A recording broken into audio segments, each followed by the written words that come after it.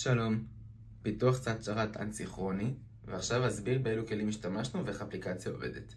אני משתמש בקרל על מנת לשלוח בקשת פוסט כדי להכניס אובייקט חדש לקולקשן מסוג קוסט לפי ה-user ID. זה הריספונס שקיבלנו חזרה מהשרת. כעת, כאשר נניח למונגו-DB נבצע רפרוש ונרד למטה עד הסוף, יהיה ניתן לראות שהמידע הוכנס לתוך ה-DB. בנוסף, השתמשנו בגילט על מנת לנהל את הקוד שלנו לפי ברנצ'ים ולפי המשימות.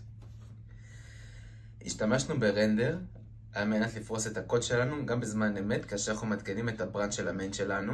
וכעת נעבור למספר APIs.